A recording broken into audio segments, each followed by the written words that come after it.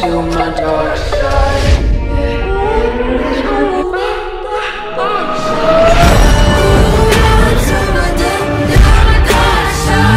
মুচকি হাসলো জাঙ্কুক। কপালে স্পর্শ করা আঙুলটা কপাল থেকে নাকে, নাক থেকে ঠোঁটের উপর এনে থামালো জাঙ্কুক। তে কাঁপছে, তার ভেতরটা যেন অদ্ভুত লাগছে। জাঙ্কুকের প্রতিটা স্পর্শ পরবর্তী স্পর্শ পাওয়ার জন্য ব্যাকুল করে তুলছে তেকে। তারপর জাঙ্কুক আলতো করে তের কপালে ঠোঁট ছুঁয়ে দিল। আবেশে চোখ বন্ধ করে ফেলল তে। চোখ বন্ধ করতেই কিছু অনাকাঙ্ক্ষিত দৃশ্য ভেসে উঠল। জাঙ্কুকের সে হিংস্র আচরণ, প্রথম রাতের যন্ত্রণা, বোগামকে গুলি করা, সব কিছু। তের মন বদলে গেল। চোখ মেলে তাকিয়ে কিছুটা দূরে সরে গেল সে। জাঙ্কুক বিষয়টা বুঝতে পেরে বলল, কি হয়েছে? কিছু না, বাইরে ঝড় হচ্ছে, আমি সব খুব ভয় পাই। আমি থাকতে ভয় কিসের? আমি আছি তোমার জন্য পাখি, ভয় পেও না। এর বুকটা কেমন মুচড়ে উঠল। বাইরের ঝড় তার কিছুই যায় আসে না তাতে, ভয়ও পায় না সে। কিন্তু সব ভয় তো আর কেবল জাঙ্কুককে নিয়েই তার, যাকে নিয়ে ভয় সংশয়। সে নিজেই বলছে সে সবকিছু থেকে আগলে রাখবে। দীর্ঘশ্বাস ছাড়লো তে। আচ্ছা ঘুমাই? ভ্রুরাজিয়ে ঠোঁট বাঁকিয়ে হাসলো জাঙ্কুক। ঘুমাতে ইচ্ছে করছে? ঠিক আছে। জাঙ্কুক বিছানায় শুয়ে দুহাতে তেকে আঁকড়ে ধরলো। তের দু চোখ ছলছল করছে, ইচ্ছাই হোক কিংবা অনিচ্ছায়। বিয়ের পর থেকে এই লোকটার বুকের মধ্যে শুয়ে প্রতিটা রাত কাটে তার। তে তো চায় এভাবেই আজীবন কাটুক, তবে স্বাভাবিক ভাবে। কিন্তু জাঙ্কুকের আচরণে হতাশ হয় সে। মাঝে মধ্যে যেন জাঙ্কুক নিজের মধ্যেই থাকে না, বদলে যায় হুটহাট। সারা রাত বিধ্বংসী ঝড়ের পর নতুন সকালে রোদ আকাশে একা একা উঠে আসছে, আর তা আস্তে আস্তে জানালার ফাঁক দিয়ে রুমে ঢুকে পড়েছে। রোদের আলো মিষ্টি করে ছুঁয়ে যাচ্ছে যিশুর চোখ মুখে, যেন সে নতুন করে পৃথিবীকে অনুভব করছে। বাইরের বাতাসে ঠান্ডা, ঝড়ের পর এক অদ্ভুত শীতলতা যেন নেমে এসেছে। প্রাচীরের গাছগুলো ছেঁড়া পাতায় মোড়া, কিন্তু তাদের মধ্যে নতুন পাতা গজানোর সম্ভাবনা এক স্নিগ্ধ আশায় ভরপুর। সূর্যের প্রথম আলো সেই গাছপালার উপর পড়লে যেন তারা নতুন করে জীবন পায়। চারপাশে কিছু দূরে জমাট বাঁধা কুয়াশা, যে কুয়াশা ধীরে ধীরে মধুর রোদে বিলীন হচ্ছে। প্রকৃতি যেন তার ঘুম ভেঙে উঠে এসেছে। রোদের আলো চোখে মুখে পড়তেই ঘুম ভাঙতে শুরু করলো যিশুর। ঘুম ভেঙে মনে হলো গতকাল রাতে তো জানালা বন্ধ করেই শুয়েছিল সে, তাহলে রোদ কিভাবে এলো? এসব ভাবতে ভাবতে চোখ মেলে তাকালো যিশু। তে জানালার পাশে দাঁড়িয়ে পর্দাগুলো সরিয়ে দিচ্ছিল। তেকে দেখে স্বস্তির নিঃশ্বাস ফেলল যিশু। কালো থ্রি পিসে দারুণ লাগছে তেকে। ঘুম ভেঙেছে? ঘুমিয়েই আছি। খিলখিল করে হেসে উঠল দুজন। যিশু শোয়া থেকে উঠে বসে চুলগুলো ক্লিপ দিয়ে বেঁধে নিল। তে ততক্ষণে যিশুর কাছাকাছি এসে দাঁড়িয়েছে। ফ্রেশ হয়ে আয় আগে, তারপর ব্রেকফাস্ট করবি। তা ঠিক আছে, কিন্তু আমি কিন্তু নাস্তা করেই বাড়ি চলে যাব। কেন, আজকেও থেকে যা। না আপু, আমি তো কালকেই চলে যেতাম। নেহাতি ভাইয়া থাকতে বললো, না থাকলে যদি তোমাকে কিছু বলতো সেজন্য থেকে গেলাম। ভালো করেছিস, আজ না হয় আমার কথাই থেকে গেলি। যিশু ঠোঁট কামড়ে মুচকি হাসলো। তে যিশুর বিছানা গুছিয়ে দিচ্ছে।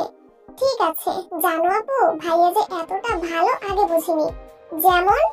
এই যে তোমাকে কত ভালোবাসে, সবকিছু খেয়াল রাখে। তবে হ্যাঁ, ওনার রাগটা একটু বেশি। তোমাকে বিয়ে করার জন্য যেসব করলো, তের মুখটা মলিন হয়ে গেল। সেই দিনগুলোর কথা মনে পড়লে অশান্তি লাগে ভীষণ। তবে যিশু কি বলল? ভালোবাসে?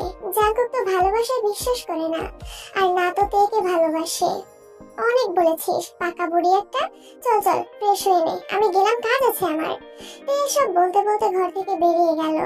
যিশু স্বস্তির নিঃশ্বাস ফেলল। ঠোঁটের কোণে প্রশস্ত হাসির রেখা। বোন সুখে আছে, এই ভেবেই মনটা ফুরফুরে হয়ে আছে তার। এত আদিক্ষেতা ভাল লাগছে না মা। একে তো ওই মেয়েটাকে নিয়ে বাড়াবাড়ি, আর এখন এসে জুটেছে ছোট বোন। রাগে হেসে বলল আলো। নিজের ঘরে মায়ের সাথে বসে কথা বলছে সে। শুধুমাত্র জাঙ্কুকের জন্য তেকে কিছু করতে চেয়েও করতে পারেনি আলো। তেকে একটু সহ্য করতে পারে না আলো। কবে যে মেয়েটাকে বাড়ি ছাড়া করবে সেই অপেক্ষাই আছে। লিসা খাতুন মেয়ের কাঁধে হাত রেখে বলেন, শান্ত হ আয়ু, সবুরে মেওয়া ফলে। এত তাড়াহুড়ো করলে চলবে না, আগে রাগ সামলে নিতে হবে। রেগে গেলে তোরই লস। মায়ের কথায় যুক্তি আছে। আয়ু দীর্ঘশ্বাস ফেলে নিজেকে শান্ত করার চেষ্টা করছে। ঠিক বলেছ মা। হ্যাঁ শোন, ক্ষতি করতে গেলে কাছাকাছি থাকতে হয়, দূর থেকে কারো ক্ষতি করা যায় না। সেজন্য তোকে তার কাছাকাছি যেতে হবে, ওর সাথে ভাব জমাতে হবে। বিশ্বাস অর্জন করলেই তো আঘাত করা যায়। ক্রুর হাসলো আয়ু। মায়ের কথাগুলো বেশ মনে ধরেছে তার। ঠিক আছে মা, আজ থেকে আয়ুর নতুন রূপ দেখবে সবাই, বিশেষ করে তে। ও সরি, তে ভাবি। আয়ুর কথা শেষ হতে লিসা খাতুন ও আয়ু একসাথে হেসে উঠল। দুপুরবেলা বাড়ির ভেতর ব্যস্ততার এক আলাদা আমেজ। তে রান্নাঘরে জিমিনের সাথে কাজকর্মে মশগুল। তারা দুজনেই রান্না নিয়ে ব্যস্ত সময় পার করছে, কারণ বিকেলবেলা যিশু বাড়ি ফিরে যাবে। যিশুর জন্য দুপুরে জমজমাট মহাভোজের আয়োজন করা হয়েছে। সুগা আজ অফিসে যায়নি, সকাল থেকেই বাসার সব বাজার সদাই করে এনেছে সে। মাছ, মাংস, তাজা সবজি, সবকিছু যেন একেবারে পরিপূর্ণ থাকে, সে বিষয়ে কোনো কমতি রাখেনি। যিশুর আপ্যায়নে যেন একটু ত্রুটি না হয়, সেই বিষয় আগে থেকেই বলে দিয়েছে জাঙ্কুক। আর এই যত্ন ভরা উদ্যোগেতে বেশ খুশি হয়েছে। মনে মনে ভাবছে, জীবনের ছোট ছোট মুহূর্তগুলোই বোধহয় এমন ভালোবাসা আর যত্ন দিয়ে আরো সুন্দর হয়ে ওঠে। কিন্তু পরক্ষণেই তার মনে হয় জাঙ্কুকের মনে তো কোনো ভালোবাসাই নেই। রান্নাঘরে ভুর ভুর করে ছড়িয়ে পড়েছে মশলার গন্ধ, চাপা হাসাহাসি, টুকটাক কথা আর হাঁড়ি পাতিলের শব্দে যেন ঘরটা প্রাণ ভরে উঠেছে। ভাবি, আর কিছু লাগবে? রান্নাঘরের কাজ সামলাতে সামলাতে জানতে চাইলো। না, মোটামুটি সবকিছুই শেষ।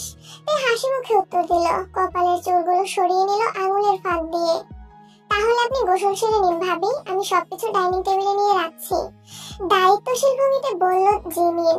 তে অবাক হয়নি, জিমিনের এই যত্নশীলতা তার খুব ভালো লাগে। হালকা হেসে সে তরকারির বাটি হাতে তুলে নিল, বলল, আমিও নিচ্ছি কিছু। আচ্ছা। জিমিন মাথা জাগালো। দুজন মিলে ধীরে ধীরে সব খাবার দাবার গুছিয়ে ডাইনিং টেবিলে সাজাতে লাগলো। একটার পর একটা থালা, বাটি, গ্লাস সবকিছু যত্নের সাথে গোছানো হচ্ছে। এক পাশে মিষ্টির প্লেট, অন্য পাশে ভাজাভুজির আয়োজন। পুরো ঘর জুড়ে এক ধরনের উৎসবের আমেজ। ড্রয়িং রুমে বসে আছে সুগা ও যিশু। তারা দুজনেই টিভিতে মোটু পাতলু কার্টুন দেখছে। মোটুর বোকা বোকা কাণ্ড কারখানা দেখে দুজনের হাসির শব্দে ঘর যেন প্রাণে ভরে উঠেছে। যিশু কখনো হাত দিয়ে মুখে চাপা দিচ্ছে, কখনো হেসে চোখে জল এনে ফেলছে। সুগারও অবস্থা সেম, সে নিজেই হাসতে হাসতে বাচ্চাদের মতো দোল খাচ্ছে সোফায় বসে। এই প্রাণবন্ত দৃশ্যের মাঝখানে তে ডাইনিং রুমের দিকে সামলে আস্তে করে ড্রয়িং রুমে এসে ঢুকলো। ওড়না দিয়ে কপালের ঘামটুকু মুছে টুকটাক চোখ বুলিয়ে নিল সবকিছুর উপর। যিশুর হাসি দেখে ওর বুকের ভেতর কেমন একটা তৃপ্তির ঢেউর বয়ে গেল। সব আয়োজন যেন সার্থক মনে হচ্ছে এখন। অনেক কার্টুন দেখা হয়েছে, এখন গিয়ে গোসল সেরে নে যিশু। আর সুগা ভাই, আপনিও ফ্রেশ হয়ে আসুন, সবাই একসাথে খাওয়া দাওয়া করবো। তে আদর মেশানো কণ্ঠে বলল, হাতের ইশারায়ও তাগিদ দিল। যিশু তৎক্ষণাৎ বসা থেকে উঠে দাঁড়ালো, মাথা ঝাঁকিয়ে সম্মতি দিল। সুগাও রিমোট কন্ট্রোল হাতে নিয়ে টিভিটা বন্ধ করে দিল। ঘরটা হঠাৎ একটু শান্ত হয়ে গেল। শুধু রান্নাঘর থেকে ভেসে আসা খাবারের গন্ধে যেন একটা উষ্ণ আমন্ত্রণ বয়ে গেল বাতাসে। ঠিক আছে আপু, যিশু খুশির ঝিলিক চোখে নিয়ে বলল। ওকে ভাবিমা। সুগাও হেসে বলল, চোখ টিপে ইশারা করলো। তে মুচকি হাসলো। যিশু আর সুগা নিজেদের রুমের দিকে এগিয়ে গেল, হালকা হাসাহাসি করতে করতে। তে দাঁড়িয়ে থেকে ওদের পেছনে তাকিয়ে রইল কিছুক্ষণ। মনটা যেন একটু বেশি শান্তি লাগছে আজ। ইস, যদি সবকিছু এমনই থাকতো, সবাই ফ্রেশ হয়ে এলে একসাথে বসে আনন্দ করে খাওয়া হবে। এটা ভেবেই তের মনে একটা আনন্দের আলো ছড়িয়ে দিচ্ছে। কিন্তু জাঙ্কুক তো দুপুরে বাড়ি ফিরবে না আজ। এবার কিন্তু মন খারাপ লাগছে তের। শহরের বিকাল হলো ব্যস্ত, রঙিন আর একটু ক্লান্ত সময়। এই সময় দিনের শেষ ভাগে সূর্যের রঙে শহরটা যেন একটু নরম হয়ে আসে। আকাশের লালচে, কমলা আর হালকা সোনালী রঙের খেলা চলে। ভবনের কাছের জানালায় সেই আলো পড়ে ঝিলমিল করে ওঠে। রাস্তায় তখন কর্মদিবস শেষ করা মানুষদের ভিড়। বাস, রিক্সা, সিএনজি আর প্রাইভেট গাড়ির শব্দে চারপাশ গম গম করে। ট্রাফিক জ্যামও শুরু হয়ে যায় এই সময়টায়। হর্নের শব্দ যেন একটানা সুর হয়ে বাজতে থাকে। ফুটপাতে ভিড় বাড়ে, কেউ ফুচকা খাচ্ছে, কেউ মোবাইলে কথা বলছে। কেউ তাড়াহুড়ো করে বাসার দিকে ছুটছে। চা দোকানগুলোতে ধোঁয়া উঠতে থাকে, সেই সাথে হাসির শব্দ, সন্ধ্যার গল্প জমে ওঠে। যিশু কিছুক্ষণ আগেই নিজের বাসায় ফিরে গেছে। গত 2 দিন বোনের শ্বশুর বাড়িতে থেকে বেশ ভালো সময় কেটেছে তার। তের হাসি খুশি শান্তিপূর্ণ সংসার দেখে যিশু মুগ্ধ হয়েছে। শুধু যিশু নয়, যিশুর বাবা মা কিম নামজুন ও কিম সিউক জিন শুনে ভীষণ ভীষণ খুশি হয়েছেন। মনে মনে তারা বারবার সৃষ্টিকর্তার প্রতি কৃতজ্ঞতা প্রকাশ করেছেন মেয়ের সংসার এতটা মধুর দেখে। সন্ধ্যা ঘনিয়ে এসেছে। শহরের রাস্তায় যেন ব্যস্ততার ঢেউ। কর্মব্যস্ত মানুষগুলো সারাদিনের ক্লান্তি বয়ে নিয়ে যার যার ঘরে ফেরার জন্য ছুটছে। গাড়ির হর্ন, ফুটপাথে মানুষের ভিড়, রাস্তার মোড়ের ধুলাবালি মেশানো বাতাস, সব মিলে এক অদ্ভুত কোলাহল। তে চুপচাপ জানালার পাশে দাঁড়িয়ে সেই দৃশ্য পর্যবেক্ষণ করছে। বাইরে তাকালেও মনটা যেন কোথাও আটকে নেই, কেমন অস্থির লাগছে। সকাল থেকে আয়ের অতিরিক্ত হাসি মাখা আচরণ এর মনে কেমন অস্বস্তি তৈরি করেছে। প্রথমে সে পাত্তা দেয়নি, ভেবেছিল হয়তো ভালো মুডে আছে, কিন্তু জিমিনও বিষয়টা লক্ষ্য করে তাকে সাবধান করে দিয়েছে। তাই আর জিমিন দুজনেই বুঝে গেছে কিছু একটা গোলমাল চলছে। এই বাড়িতে আগে জাঙ্গুকের টেনশন ছিল, তার পাগলামি, টর্চার, খামখেয়ালি এসবের সাথেই দিন চলতো। কিন্তু সময়ের সাথে সাথে বাসার মানুষের সংখ্যা বাড়ায়, ঝামেলার মাত্রাও বেড়েছে। যেমন সুগা, যদিও সুগার কোনো দোষ নেই, সমস্যা তৈরি করেছে জাঙ্কুক। বিনা কারণে সামান্য কথাবার্তার মধ্যেও তেকে সুগার সাথে দূরত্ব বজায় রাখতে বলে সে। এর মধ্যে কোনো সমস্যা না থাকলেও এই অযৌক্তিক নিষেধাজ্ঞা তার মনে ক্ষোভ জমাতে শুরু করেছে। আর আয়ু, সে তো আছেই, তার দৃষ্টি সবসময় জাঙ্কুকের উপর, যেন জাঙ্কুক ছাড়া তারা আর কিছুই চোখে পড়ে না। এই অসুস্থ মোহ এবং প্রতিদ্বন্দ্বিতার গন্ধে তার মনটা বিষিয়ে উঠেছে। জানালার ওপাশে নরম আলোয় ভেসে যাওয়া শহরটাকে দেখে তে একটা দীর্ঘশ্বাস ফেললো। মনে মনে ভাবলো, সুখের সংসারের ছবির আড়ালে কখন যে অদৃশ্য ফাটল তৈরি হয় তা কেউ টেরও পায় না। মনটা ভারী হয়ে গেল তার। বাইরে তাকিয়ে থাকলেও ভেতরে যেন অজানা শঙ্কার মেঘ জমে উঠেছে। হেই হামিংবার্ড, কি করছো? আচমকা পেছন থেকে কোমর জড়িয়ে ধরায় চমকে উঠল তে।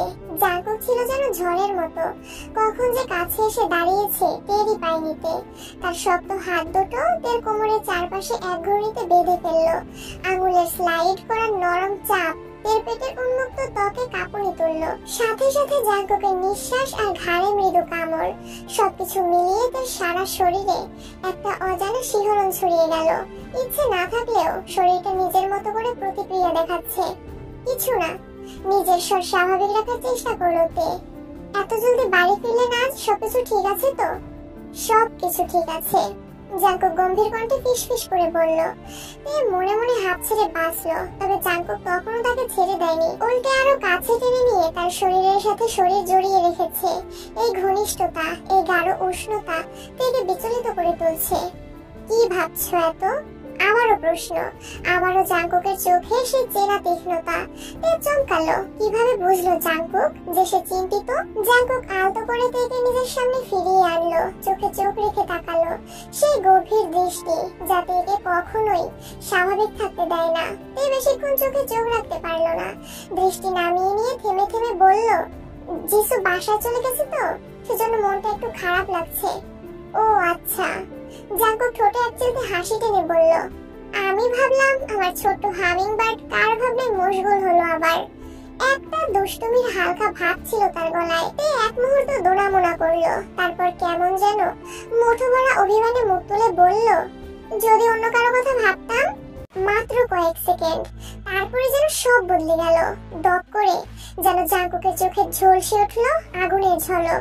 তের কাঁধে তার হাতের চাপ শক্ত হলো, ব্যথায় নরম গালে টান পড়লো তের। শরীরটা কেঁপে উঠলো অবচেতনে। জাঙ্কুকের বদলে যাওয়া মুখ দেখে হঠাৎই তের মনে ভয় ঢুকে পড়লো। কেন বললাম এমন কথা?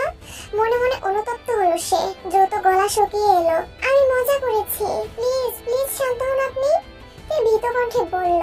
জাঙ্কুক কোনো উত্তর দিল না, শুধু ঠান্ডা করুণা মিশ্রিত একটা ক্রূর হাসি ফুটে উঠলো তার ঠোঁটে।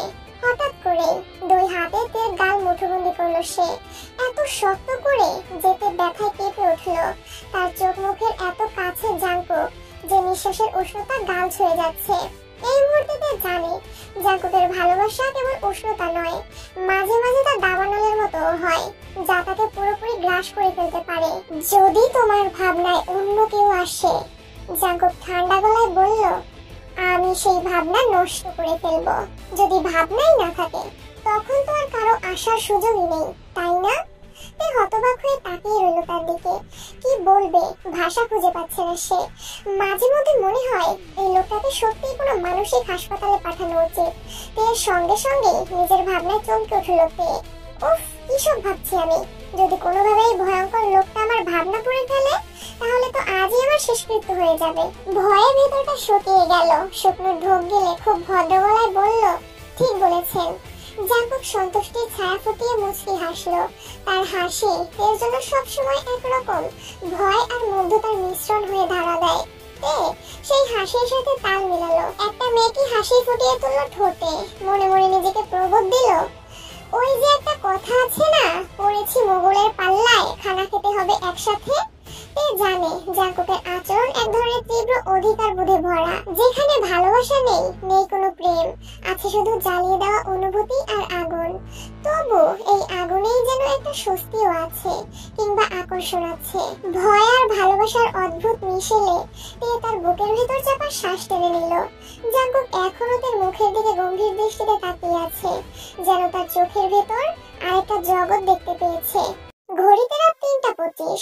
থানার বাতিগুলো নিঃশব্দে জ্বলছে, যেন ক্লান্ত শহরের এক কোণে জেগে থাকা পাহারাদার। লকআপের পেছনে বসে থাকা লোকটার চোখে ঘুম নেই, সেখানে ছিল একরাশ শীতলতা, ভয়ানক এক শূন্যতা। তার নাম জ্যাকসন, বয়স ২৬, মুখভর্তি দাড়ি, চোখ জোড়া স্থির আর নিষ্ঠুর।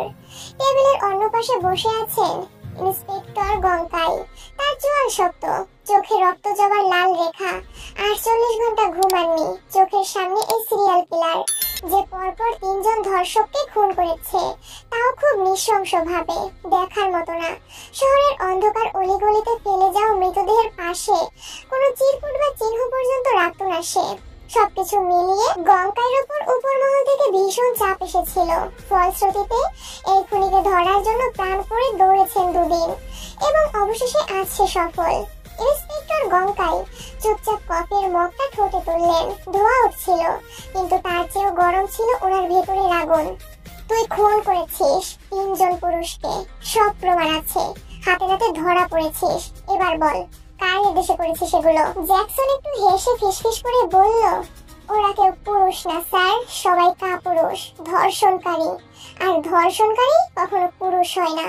ওদেরকে পুরুষ বলে প্রকৃত পুরুষদের অপমান করা হয়, ওদেরকে মারতে হতো। গংকাই টেবিলে সজোরে ঘুষি মারলেন। তুই কে? তুই ঠিক করবি কে মরবে বাঁচবে? আর ধর্ষণকারীর জন্য আমরা আছি, আইন আছে। আইন নিজের হাতে তুলে নেওয়ার কি দরকার ছিল? জ্যাকসন হেলে বসে চোখ নিচু করে ফিসফিস করে বলল, আমি কেউ না স্যার। আর কোন আইনের কথা বলছেন আপনি? কোন আইনের কথা বলছেন? যে আইন আমার স্ত্রীর ধর্ষকদের শাস্তি দিতে পারেনি, সেই আইন। এক মুহূর্তের নীরবতা। গংকাইয়ের গা শিউরে উঠল। কি হয়েছিল তোর স্ত্রীর সাথে? জ্যাকসন হঠাৎ হাসতে হাসতে পেছনের দেয়ালে মাথা ঠুকতে লাগলো। আমি কিভাবে বলবো, আমি কিভাবে বলবো? আমার চোখের সামনে জানোয়ারগুলো আমার ভালোবাসার মানুষটাকে খুবলে খেয়েছে। কিভাবে বলবো? আমারই তো চোখের সামনে আমার স্ত্রীর গলা টিপে হত্যা পর্যন্ত করেছে। ইন্সপেক্টর গংকাই থমকে গেলেন। জ্যাকসনের কথাগুলো ওনার রুহ পর্যন্ত পৌঁছে গেছে। একজন পুরুষের সামনে তার স্ত্রীর সঙ্গে এমন কিছু ঘটতে দেখলে কেমন অনুভব হতে পারে তা কল্পনাও করতে পারছেন না তিনি। জ্যাকসন ডুকরে কেঁদে উঠে ফের বলল, আমিও গিয়েছিলাম আপনাদের আইনের কাছে, কিন্তু টাকার সামনে সে আর টিকতে পারেনি স্যার। ব্যথাতুর দৃষ্টিতে জ্যাকসনের দিকে তাকালেন গংকাই। সবকিছু খুলে বলো জ্যাকসন, আমি তোমার কথা শুনবো। জ্যাকসন দীর্ঘশ্বাস ছাড়লো। বসা থেকে উঠে ধীরে ধীরে গিয়ে দেয়ালের পাশে দাঁড়ালো। প্রেমের বিয়ে ছিল আমাদের। 5 বছর প্রেম করার পর পারিবারিকভাবে বিয়ে করি আমরা। সবাই খুশি মনে আমাদের বিয়ে দিয়েছিল। তখন আমার একটা মার্কেটিং এর চাকরি ছিল। সব সময় দৌড়ঝাঁপের মধ্যেও কেটে যেত দিনগুলো। নীলাকে নিয়ে বিয়ের 1 বছরেও কোথাও ঘুরতে যেতে পারিনি, তাই ঈদের ছুটিতে দুজন মিলে বান্দরবন চলে গেলাম। নীলা ভীষণ খুশি ছিল, এত খুশি বলে বোঝাতে পারবো না। সারা বিকেল পাহাড়ে ঘুরতে ঘুরতে রিসোর্টে ফিরতে ফিরতে রাত হয়ে গিয়েছিল সেদিন। আমরা যখন প্রায় রিসোর্টের কাছাকাছি পৌঁছে গেছি, ঠিক তখনই 4-5 জন ছেলে পথ আটকে দাঁড়ায়। নীলা ভয় পেয়ে গিয়েছিল। আমি ভেবেছিলাম ওরা ছিনতাইকারী, টাকা পয়সা গয়নাগাটি নিয়ে চলে যাবে, কিন্তু না, তাদের টার্গেট ছিল নীলা। ওরা প্রথমেই আমাকে ধরে হাত পা বেঁধে দিল, মুখও শক্ত করে বেঁধে ফেললো। তারপর নীলার মুখও বাঁধা হলো। সেদিন ছিল পূর্ণিমার রাত। চাঁদের আলোয় নীলার ছটফটানি দেখছিলাম আমি, অথচ কিছুই করতে পারছিলাম না। কলিজাটা পুড়ে যাচ্ছিল। আমার নীলাকে ক্ষত বিক্ষত করলো ওরা। সবকিছু শেষ করে আমাদের দুজনকে ছুরি দিয়ে আঘাত করে ফেলে গেল। স্থানীয় লোকজন আমাদের হাসপাতালে নিয়ে গিয়েছিল। আমি কিভাবে বেঁচে গিয়েছিলাম জানি না। হয়তো নীলাকে ওরা যে পাশবিক নির্যাতন করেছিল তার ফলেই ওর মৃত্যু হয়েছিল। কিন্তু আমি বেঁচে থেকেও যেন প্রতিদিন একটু একটু করে মরে যাচ্ছিলাম। সুস্থ হয়ে থানায় গিয়েছিলাম। ওরা প্রমাণ চাইলো, ততদিনে নীলাকে কবর দেওয়া হয়ে গেছে। হাসপাতাল থেকে সুস্থ হয়ে বের হতে আমার 4 দিন সময় লেগেছিল। ততদিনে সব প্রমাণ মুছে গেছে। হাসপাতালের ডাক্তার পর্যন্ত মিথ্যা কথা বললো, কোনো ধর্ষণের প্রমাণ নাকি নেই, শুধু ছুরিকাঘাত হয়েছে। পুলিশ ধর্ষণের মামলা নিল না, শুধু অ্যাটেম্পট টু মার্ডার হিসেবে নিল। কিন্তু ওরা কাউকে গ্রেফতারও করলো না। পরে বুঝলাম টাকা দিয়ে আইনের ফাঁক গলে বেরিয়ে গেছে ওরা। হতাশা আমাকে গ্রাস করে ফেললো। আমি এক অক্ষম স্বামী, নিজের স্ত্রীকে রক্ষা করতে পারিনি, তার সম্মান রাখতে পারিনি, আর না পারিনি তাকে বাঁচাতে। দিনরাত পাগলের মতো কাঁদতাম। প্রতি রাতে নীলার সেই অসহায় কণ্ঠের চিৎকার আমার ঘুম কেড়ে নিত, আমাকে পাগল করে তুলতো। এটুকু বলে থামলো জ্যাকসন। গঙ্গায়ের বুক চিরে দীর্ঘশ্বাস বেরিয়ে এলো। তারপর একটা সময় মনে হলো এই সমাজে ধর্ষকদের বেঁচে থাকার কোনো অধিকার নেই। যখন আইন তাদের সাজা দিতে পারেনি, তাদেরকে আমি শাস্তি দেব। ব্যাস, প্রথমেই ওই জানোয়ারগুলোকে খুন করলাম, তবে আলাদাভাবে। পাথর দিয়ে সারা শরীর থেতলে পাহাড়ের চূড়া থেকে ফেলে দিয়ে মেরেছি তাদের। সেজন্য ওখানকার পুলিশ বিষয়টা নিয়ে তেমন মাথা ঘামায়নি। ভেবেছিল সবাই পাহাড় থেকে পড়ে মারা গেছে, সেজন্য শরীর থেতলানো। কিন্তু পরবর্তীতে মনে হলো এত কম শাস্তি পেয়ে মরলে তো হবে না, ওদেরকে আরো কঠিন শাস্তি পেয়ে মরতে হবে। এমন ভাবে মরতে হবে যেন নিজে থেকেই মরার জন্য ছটফট করে। বুঝতে পেরেছি, আমি আসছি এখন। যেহেতু তুমি সবকিছু স্বীকার করেছো এবং তোমার সাথে অন্যায় হয়েছে, তাই তোমার হয়ে আমি সুপারিশ করব। তাচ্ছিলের হাসি হাসলো জ্যাকসন। ইন্সপেক্টর গঙ্কাই লকআপ থেকে বেরিয়ে গেলেন ঠিকই, কিন্তু তার মন পড়ে রইল জ্যাকসনের কাছে। আজ আমিও তোমাদের সাথে রান্না করব ভাবি। আচমকা আয়ুর এমন আচরণে বেশ চমকে গেল তে। যে মেয়ে 3 বেলা খাওয়া ছাড়া কিচ্ছু করে না, আজ সে নিজে থেকেই রান্না করতে চাইছে। তে সহ কেউই আয়ুর আচরণটা ঠিক মতো বুঝতে পারছে না। সবাই জানে আয়ু সাধারণত রান্না করার জন্য আগ্রহী নয়, বাড়ির অন্যান্য কাজেও সে খুব একটা আগ্রহ দেখায় না। শুধু খাওয়া ছাড়া বেশিরভাগ সময় তার সমস্ত সময় টিভি দেখা কিংবা ঘোরাঘুরি করতেই চলে যায়। কিন্তু আজ কি যেন হলো, যেন এক নতুন রূপে আবির্ভূত হলো আয়ু। জিমিন আড়ালে ভেঙচি কেটে বলল, আপনি কি রান্না পারেন আপা? পুরোপুরি না পারলেও অল্প বিস্তর তো পারি। এভাবেও তো সব রান্না পারে না, আমিও ভাবির মতো সবকিছু শিখে নেব। কি বলো ভাবি? তে মাথা ঝাঁকিয়ে বলল, হ্যাঁ হ্যাঁ, অবশ্যই শিখে নেবেন। শ্বশুর বাড়ি গিয়ে তো রান্না বান্না করতেই হবে। মুখটা ফ্যাকাশে হয়ে গেল আয়ুর। বিয়ে? জাঙ্কুকে ছাড়া আর কাউকে সে বিয়ে করবে না। আয়ুকে জব্দ করতে পেরে তে আর জিমিন বেশ খুশি। ওরা নিজেদের মধ্যে ইশারায় হাসাহাসি করছে। আয়ু আপাতত তের কোনো কথা গায়ে না মাখার সিদ্ধান্ত নিয়েছে। রান্নাঘরে ঢুকে নিজে থেকে কিছু পেঁয়াজ কাটতে শুরু করে সে। ইলিশ মাছের লবণ, মরিচ আর হলুদ মাখাচ্ছে। জিমিন কড়াইয়ে তেল দিচ্ছে। আচ্ছা ভাবি, আমরা সবাই মিলে ছাদে পিকনিক করলে কেমন হয়? জিমিন আয়ুর কথা শুনে তের দিকে তাকালো। তে মুচকি হাসলো। মেরিনেট করা মাছগুলো এক এক করে তেল ছাড়তে ছাড়তে বলল, ভালোই হয়। তাহলে সুগা ভাইয়া বাসায় ফিরলে তোমার সাথে কথা বলে সবকিছুর ব্যবস্থা করবে। জাঙ্কুক তো এসব আয়োজন করবেই না। না না, সুগা ভাইকে আমার কাছে পাঠানোর দরকার নেই। তে বেশ উত্তেজিত হয়ে বলল। আয়ু ঠিক বুঝতে পারছে না সুগা তের সঙ্গে দেখা করলে এমন কি হতে পারে যার জন্য তে এমন রিঅ্যাক্ট করলো। তবে এতটুকু বুঝেছে এটা তের জন্য বেশ অস্বস্তিকর। কেন ভাবি, সুগা ভাইকে তোমাকে কিছু বলেছে? মানে তোমাদের মধ্যে ঝামেলা হয়েছে? আরে না। তে চোখ মুখ কেমন শুকিয়ে গেল তার। সুগার সাথে কথা বলেছে শুনলে জাঙ্কুকের ক্রোধের মাত্রা বেড়ে যাবে। আয়ু দেখে আর কিছু বলার আগেই জিমিন বলল, জাঙ্কুক ভাই কি আপনার ছোট আয়ু আপা? জিমিনের প্রশ্নে হকচকিয়ে গেল আয়ু। তে চোখ টিপে হাসছে। কেন বলো তো? না মানে সুগা ভাইকে ভাই বলে ডাকেন অথচ জাঙ্কুক ভাইকে নাম ধরে, তাই আর কি। কপাল কুঁচকে ফেললো আয়ু। ইচ্ছে করছে এই জিমিনের গালে সজোরে একটা থাপ্পড় মারতে, কিন্তু কিছু করা যাবে না এখন। আয়ু মেয়েটি হাসলো। এমনি, আচ্ছা আমি আসছি এখন, তোমরা তো সব কাজ করেই ফেলেছো। ওকে আপু। আয়ু আর কিছু না বলে রান্নাঘর থেকে বেরিয়ে গেল। জিমিন উঠতে হাসছে আয়ুর অবস্থা দেখে। সন্ধ্যাবেলা আয়ু সুগাকে পিকনিকের সব পরিকল্পনা বুঝিয়ে বলল। জিমিন, তে, আয়ু আর সুগা মিলে একসাথে সবকিছু ঠিকঠাক করে নিল। ঠিক হলো, ছাদে বসে পিকনিক হবে। আলাপচারিতা শেষ হতে হতে রাত প্রায় 10টা বেজে গেল। তে নিজের রুমের দিকে চলে গেল। জিমিনও রাতের খাবার গরম করতে রান্নাঘরের দিকে এগোলো। ড্রয়িং রুমে এখন শুধু আয়ু আর সুগা বসে আছে। দুজনে কিছুক্ষণ পিকনিক নিয়ে কথা বলছিল।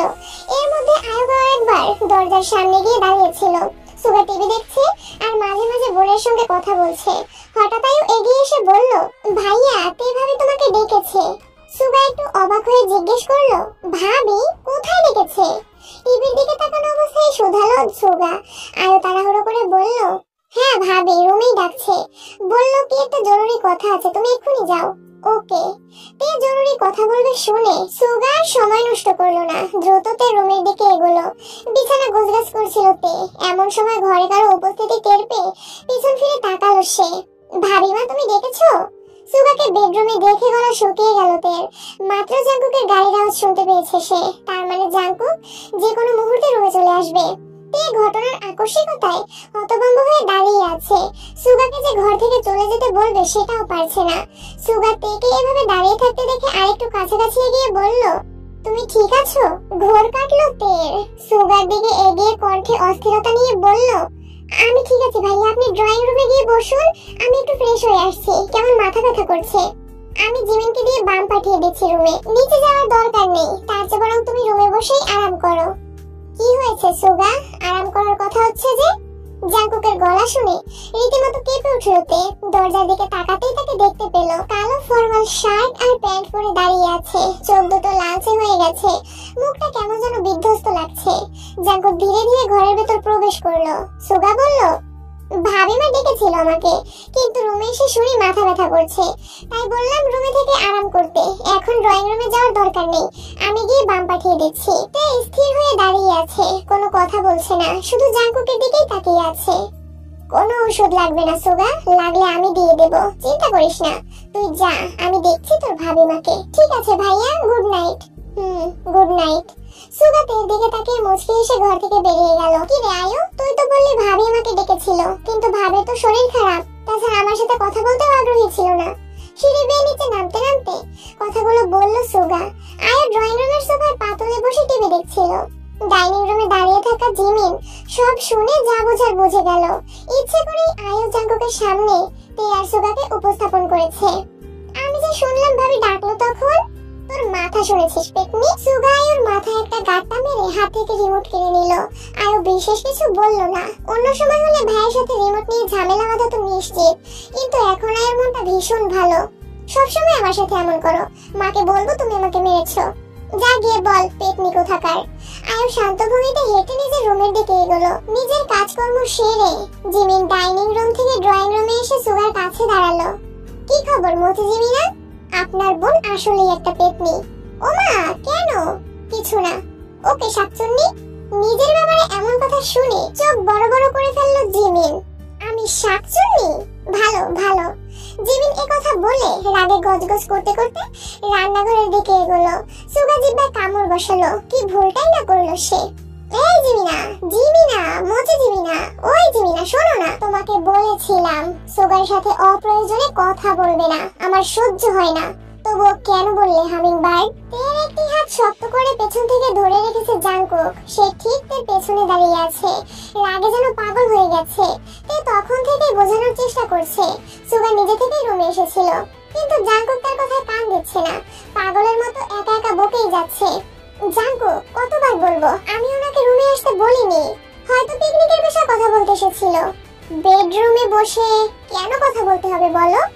জাঙ্কুকের পরিচিপূর্ণ কথায় তের চোখ মুখ বিরূপ হয়ে উঠল। রাগে বলল, আপনি একটা অসুস্থ মনের মানুষ, আপনার ভাই হয় সে, আমিও ভাই ডাকি, আপনি সেখানে এসব বলছেন কিভাবে? জাঙ্কুক থেকে ধাক্কা দিয়ে দেয়ালের সাথে চেপে ধরে তের গাল ঠিকেছে ঠান্ডা দেয়ালের সাথে। জাঙ্কুক তার দুহাত পেছন দিকে মুচড়ে ধরে রেখেছে শক্ত করে। ঠিক শত চেষ্টা করেও নিজের হাত ছাড়াতে পারছে না। এরই মধ্যে জাঙ্কুকের ঘাড়ে হিংস্রভাবে কামড়ে ধরলো। তীর ব্যথায় বেরিয়ে আসা চিৎকারে তার কামড় ধীরে ধীরে নরম হয়ে চুমুতে রূপ নিল। কামড়ের জায়গা থেকে ক্ষীণভাবে রক্ত ঝরছে। জাঙ্কুক ধীরভাবে ঠোঁট ছুঁয়ে দিল সেই ক্ষত স্থানে। আমি খারাপ, অসুস্থ মস্তিষ্ক আমার, সেখানে সুস্থ মনের বসবাস কিভাবে হবে বলো? আপনি যদি কখনো হারিয়ে ফেলেন বুঝবেন তার জন্য আপনি নিজেই দায়ী। আপনার আচরণের কারণেই আমি।